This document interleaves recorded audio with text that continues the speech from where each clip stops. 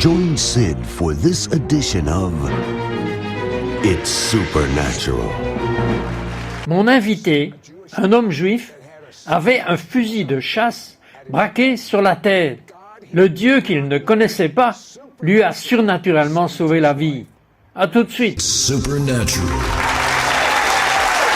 Bienvenue Saint-Esprit, va et coule dans cette émission. Le docteur Mitch Glaser est né et a grandi dans une maison juive orthodoxe traditionnelle. D'un trafiquant de drogue avec une arme sur la tempe à un dealer d'un ministère juif messianique majeur, et c'est un fameux saut, c'est un voyage. Parlez-moi de cela. Vous savez, je suis né en Terre Sainte, à Brooklyn. Vous m'avez eu là. Mes grands-parents sont tous venus d'Europe, d'un côté de Russie, de l'autre de Pologne. Ma grand-mère, les parents de ma mère étaient des juifs très orthodoxes. Ils se sont assurés que j'allais dans une école hébraïque très orthodoxe. Et ainsi, de 8 à 13 ans, je suis allé dans une école hébraïque traditionnelle. Et chaque été, j'allais dans des camps juifs orthodoxes, ce qui m'a rendu assez juif. Étiez-vous tous cachers? Oui. Je me souviens de la première fois que quelqu'un m'a servi un sandwich au jambon. Et vous l'avez secrètement apprécié. Et je l'ai apprécié. Mais en tant que bon garçon juif, vous vous êtes senti coupable pour l'avoir apprécié. Oh, j'étais tellement coupable que je suis allé voir le Pope. Non. Donc je dirais que je ne croyais pas vraiment en Dieu. J'étais un gentil garçon juif. Et puis, avec le temps, je suis devenu un mauvais garçon juif. Et donc, à l'âge de 17 ans, je suis allé à l'université de Bridgeport, dans le Connecticut. Et pourquoi? Parce que la rumeur dans la rue était que c'était une école de fête juive. Les enfants de l'école étaient juifs, et je me suis fait de bons amis juifs. Et ils étaient tout aussi mauvais, comme je l'étais. Mais j'étais un meilleur homme d'affaires. Et donc, j'ai commencé à gagner de l'argent en vendant de la drogue, et finalement, nous avons décidé de partir. Alors, je suis allé à San Francisco, où j'ai séjourné dans un endroit vraiment sympa. Le soir où nous sommes arrivés, c'était une cabine téléphonique. Puis nous sommes allés dans une laverie automatique qui, soit dit en passant, peut être un endroit très chaleureux. Si c'est une laverie ouverte toute la nuit. Alors, mes amis et moi avons décidé de construire un bateau maison à Celo en Californie. Nous avons commencé à construire cette maison et c'était un jour où je faisais un trafic de drogue probablement plus important que ce que j'aurais dû faire et avec des gens apparemment très gentils. Et ils étaient tous armés de pistolets et de fusils de chasse et ils m'ont ligoté. Et le gars a dit de le tuer et de lui prendre l'argent, de prendre la drogue et de le tuer. Et ils n'ont pas appuyé sur la gâchette. Vous savez, j'entends toujours quand vous êtes dans un moment comme ça que votre vie défile devant vos yeux, mais j'avais à peine 18 ans, mais je savais que ma vie n'allait nulle part. Et c'est cette expérience qui a vraiment commencé ma recherche de Dieu.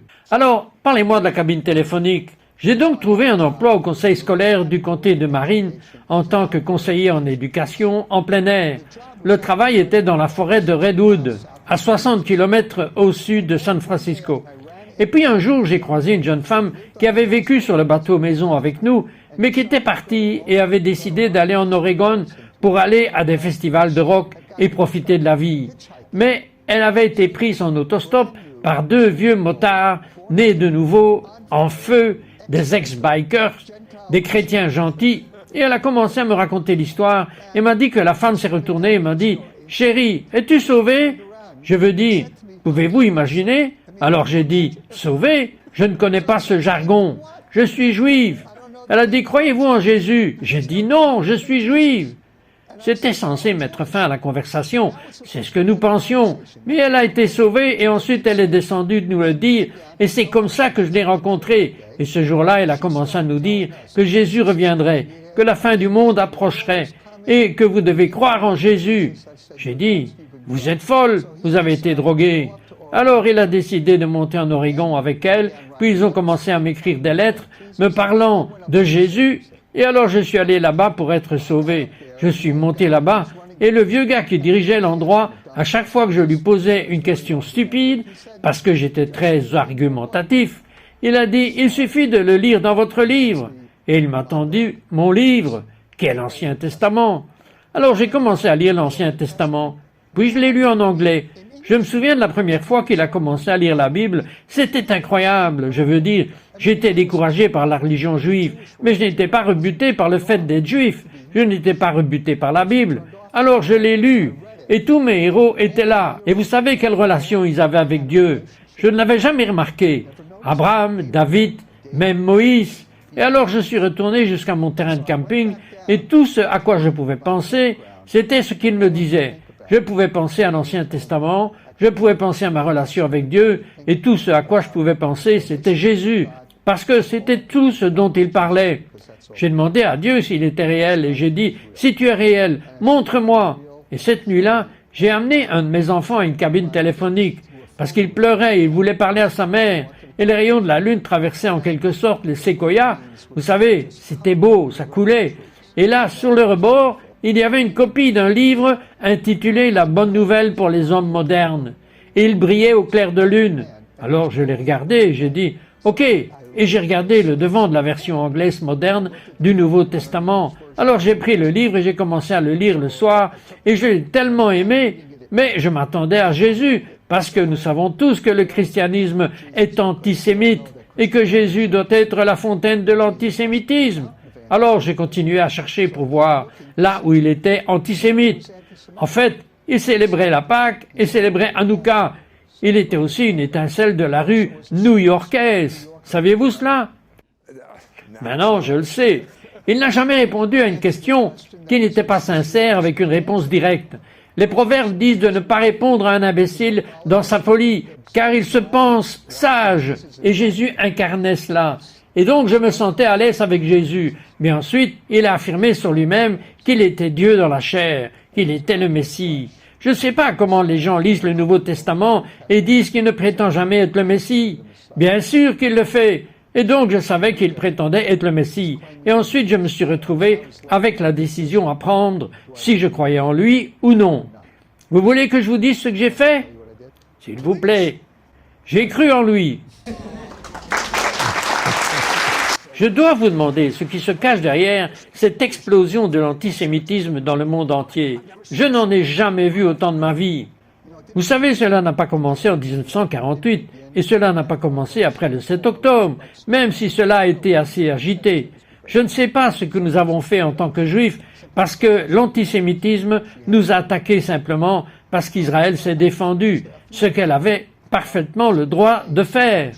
Mais je me souviens qu'il y a quelques années à peine, n'y a-t-il pas eu une fusillade dans une synagogue à Pittsburgh? Oui. L'un des hommes qui a été tué, son fils est un croyant juif, et je connais ce fils.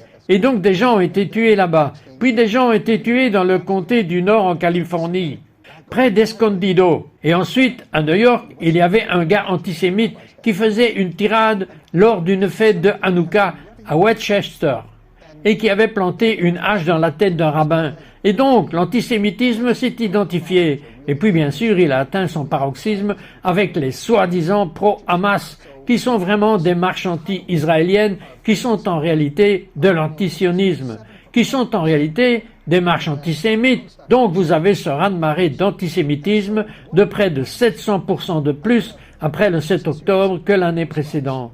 Alors, qu'est-ce que c'est? J'ai sincèrement une réponse, et il n'y a rien de drôle à cela, croyez-moi. Et c'est que cela vient du diable. Nous devons reconnaître qu'il y a un autre domaine qui se passe que nous ne voyons pas. Mais nous savons que c'est là. Paul nous dit cela, que vous ne le faites pas. Je ne lutte pas contre les puissances terrestres. Ce sont les principes et les puissances célestes, les principes et les puissances qui se déroulent dans le ciel. Vous regardez le livre de Daniel et vous voyez qu'il y a une guerre angélique en cours dans le ciel et les combats de Gabriel et de Michaël. Puis il y a l'esprit de l'Iran attaché à la Perse et il y a une bataille dans les cieux. C'est une bataille pour nos âmes, c'est une bataille pour notre nation, c'est une bataille pour Israël. Et nous vivons maintenant la véhémente vengeance du diable qui veut détruire tout ce qui est bon que Dieu a créé. Maintenant, la question est qu'une fois que nous savons que c'est une guerre dans les cieux et une guerre sur terre, parce qu'elle a déjà commencé dans les cieux, quand nous savons que c'est une guerre satanique et des attaques sataniques, pouvons-nous dire que le Hamas est inspiré par Satan à l'antenne? Oui, je crois que c'est Satan qui est impliqué dans certains des différents mouvements. Oui. Est-ce que tout le monde sait qui il est? Non, mais je crois qu'il l'est. Alors, comment pouvons-nous gérer un mouvement satanique pour détruire le peuple juif? Et pourquoi Satan voudrait-il le faire? Jérémie 31, versets 35 à 37, paraphrase de Glaser. Si vous pouvez détruire le soleil, la lune et les étoiles, alors je détruirai mon peuple, Israël. Si vous pouvez changer le cours des océans, vous êtes-vous déjà demandé pourquoi l'océan reste dans ses limites? C'est parce que Dieu garde l'océan dans ses limites. Pendant l'ouragan Sandy, nous avons vu pendant un instant comment les océans peuvent dépasser leurs limites et quels dégâts ils pouvaient causer. Dans une brève éclipse, on nous a rappelé qu'habituellement cela ne devrait pas arriver parce que Dieu garde la lune loin du soleil. Mais pendant un instant, nous avons vu cela se produire. Et cela nous rappelle le plan de Dieu, le dessein de Dieu, la puissance de Dieu. Et donc, si nous pouvons détruire le plan et le chemin et les décisions souveraines du Créateur, alors nous pouvons détruire le peuple juif. C'est pourquoi l'alliance abrahamique, dans laquelle Dieu a promis au peuple juif un peuple perpétuel, il ne sera jamais détruit. Une terre lui sera donnée en guise de concession. C'était l'acte qui a été signé dans Genèse 15 lorsque les animaux ont été divisés en parties. Ils ont été signés avec du sang. Et donc je crois de tout mon cœur que Dieu a donné ses promesses au peuple juif. Elles ne peuvent pas être brisées. Le diable ne le sait pas et le diable essaye d'embarrasser Dieu et d'entrer dans la voie de Dieu. Si le diable peut détruire le peuple juif, alors il peut prouver que Dieu a tort. Donc que peuvent faire les croyants? Que pouvez-vous faire? Nous pouvons nous opposer à l'antisémitisme au nom de Yeshua.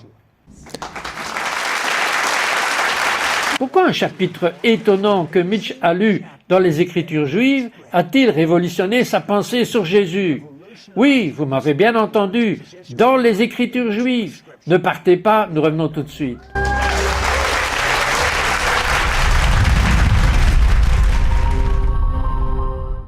Eh bien, ça semblait beau, n'est-ce pas? J'aurais probablement aimé ça. Mais j'avais une semaine pour me préparer pour ce barbecue. Et vous savez quoi? En une semaine, le barbecue s'est transformé en un vrai cauchemar. Et vers le milieu de la semaine, je me suis fâchée contre Dave parce qu'il ne m'aidait pas à préparer cette réception énorme que nous allions donner, que j'avais moi-même commencé et dans laquelle il ne voulait rien avoir. Et puis, j'ai voulu qu'il peigne le fond du barbecue et qu'il aille à la pépinière pour acheter des fleurs et planter des fleurs et acheter de nouveaux meubles de jardin, car maintenant je voulais impressionner tout le monde. Et quand les invités sont arrivés, je ne sentais même pas que je les aimais et je ne voulais pas en fait qu'ils soient chez moi. J'étais furieuse contre tout ce groupe pour être venu et Dave et moi, nous ne nous parlions pas. Et j'avais hâte de les voir partir.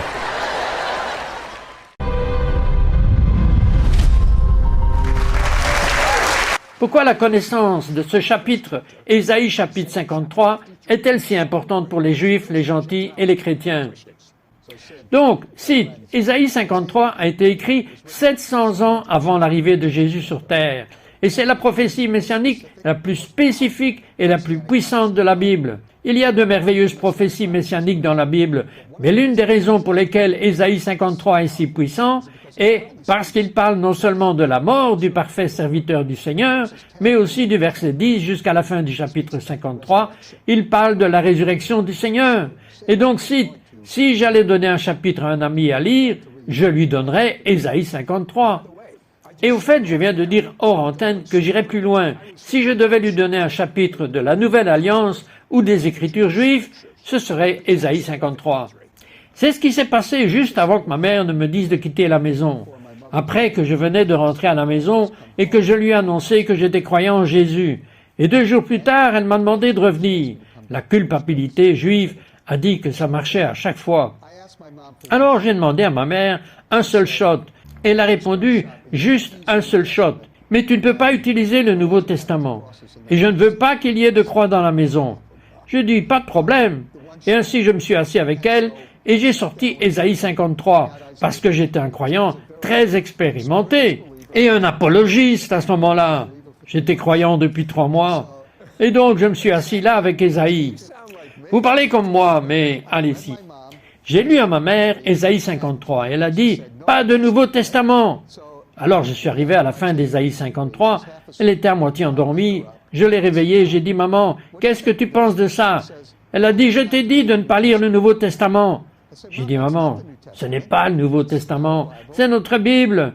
Mais cela ressemble au Nouveau Testament parce qu'il parle de Jésus qui est au centre du Nouveau Testament. Ma mère a dit, je m'en fiche de qui il parle, je ne veux pas l'entendre. Tu as eu ta chance? Et ma mère a gardé cette parole pendant de nombreuses années, probablement plus de 40 ans. Et mon père a dit quelque chose d'encore plus scandaleux. Quand j'ai eu fini de le lire, il a dit, arrête, tu lis le Nouveau Testament. J'ai dit, papa, c'est le Tanakh que notre rabbin orthodoxe m'a donné. Il n'avait pas un mot à dire. Oh, oui, il avait un mot. Vous êtes prêts? Je ne sais pas si vous pouvez le dire à l'antenne. Je peux le dire à l'antenne. Sa parole était qu'il devait soit dire que Jésus était le Messie juif, ou c'est le rabbin qui t'a donné ça, et j'ai toujours pensé qu'il y avait quelque chose qui n'allait pas avec ce rabbin. Je suis sérieux. Ok, alors votre père a tiré sur le messager seulement. Ce n'est pas vous. C'était le rabbin. Bon, pour les éclaboussures. Alors j'ai vu beaucoup de Juifs venir à la foi en lisant Ésaïe 53. Nous en avons vu un bon nombre en Israël et dans le monde entier. Et c'est une chose merveilleuse. Mais un avocat juif de New York m'a donné la meilleure réponse que j'ai prêchée sur Ésaïe 53, sur Rabba Shana, que bien sûr nous lisons toujours, Genèse 22, l'Akaba et donc le presque sacrifice d'Isaac par Abraham est un prototype parfait de Jésus dans sa mort et sa résurrection. Il est cité comme tel dans le livre des Hébreux, et ainsi j'ai prêché sur ce sujet, et cet avocat juif retraité, âgé, s'est approché de moi, et il a dit que c'était merveilleux. J'ai dit merci. Et pouvez-vous voir où Jésus a accompli Ésaïe 53? Il a dit oui, je peux. Et puis il m'a regardé et il a dit, mais alors quoi? Il ne savait pas quoi dire. En d'autres termes, il ne croyait pas à l'ancien et il ne croyait pas au nouveau. Bien sûr, le fait qu'il avait accompli celui-ci, cela n'avait pas d'importance. Ésaïe 53 est un outil très puissant, mais cite, n'oublions jamais la valeur et la puissance de la prière et d'avoir une bonne relation avec une personne juive et le mouvement de l'Esprit Saint. Dans Jean 16, nous apprenons que c'est l'Esprit Saint qui convainc de péché, de justice et de jugement, et nous devons donc demander au Saint-Esprit d'agir dans la vie des Juifs afin qu'ils soient persuadés et convaincus du fond du cœur que Jésus est le Messie. Mitch, il y a beaucoup de choses pour lesquelles vous pouvez prier en ce moment. Je vais demander au Saint-Esprit de vous faire prier pour les téléspectateurs en ce moment, pendant que Dieu vous dirige. Prions Abba, et nous t'appelons Abba parce que tu es notre Père aimant, et nous te remercions pour la relation que tu nous as donnée avec toi, car si cela ne tenait qu'à nous, nous ne t'aurions jamais trouvé, et nous te remercions pour Jésus le Messie. Nous te remercions Seigneur pour son amour pour nous, sa volonté de mourir pour nous et de souffrir pour nous. Et nous te remercions pour sa puissante résurrection qui écrase le péché et la mort, Seigneur. Nous te remercions, Père, pour chaque personne qui regarde l'émission aujourd'hui. Je te remercie pour Sid, je te remercie pour la façon dont tu as travaillé dans sa vie et pour sa vision. Et Seigneur, je te remercie pour chaque personne qui regarde, parce que je sais que tu as un plan individuel pour chaque vie. Et Seigneur, je prie pour que chaque personne qui écoute en ce moment découvre ce plan et fasse de toi le Seigneur de sa vie et se soumette à toi. Je prie aussi pour ceux qui ont des difficultés, Seigneur, que ce soit la santé, que ce soit les relations, que ce soit dans leur propre vie spirituelle, où ils sont en prise avec le péché et même la déception. Seigneur, je prie pour que tu sois là dans tout, pour que tu les rencontres là où ils sont. Seigneur, je prie pour qu'ils apprennent qu'ils peuvent te faire confiance pleinement, qu'ils puissent venir à toi et trouver le repos de leurs âmes. Et ensuite, Seigneur, nous prions aussi pour un seul corps, Seigneur. Nous prions, Père, pour la paix de Jérusalem. Nous le savons, dans le psaume 122, verset 6, tu dis, priez pour la paix de Jérusalem, que ceux qui t'aiment prospéreront. Et Seigneur, nous prions pour la paix de Jérusalem. Et Seigneur, pendant que nous prions pour la paix de Jérusalem, nous prions pour la sécurité d'Israël. Nous prions, Seigneur, pour que tu aies la victoire. Seigneur, nous prions pour que tu écrases les intentions du diable. Nous prions pour que tout le monde voit que le peuple juif est témoin, par son existence même, de la réalité du seul vrai Dieu. Et puis, Seigneur, je prie pour les otages. Je ne peux tout simplement pas imaginer ce qu'ils traversent et ce que leur famille traverse. Seigneur, nous prions en ce moment au nom de Jésus, ton Messie, ton Fils, notre Sauveur et Seigneur, nous prions pour que tu libères les otages et Seigneur, que tu continues à protéger Israël et à conduire Israël pour le but même vers lequel tu les as appelés, qu'ils doivent être une lumière fidèle pour les nations. Et Seigneur, nous prions tout cela Au grand nom de Yeshua, notre Messie. Amen. Priez pour la paix à Jérusalem et vous prospérerez. Savez-vous que le mot prospérer en hébreu signifie quelque chose que l'argent ne peut pas acheter? Saviez-vous que le mot prospérer en hébreu signifie la paix du cœur? C'est ce dont ce monde a soif, de la paix du cœur. Dieu dit que si vous étiez d'accord avec la prière que Mitchell vient de prier, il a promis de vous donner la paix du cœur. Je prie, Shalom, priez pour la paix de Jérusalem.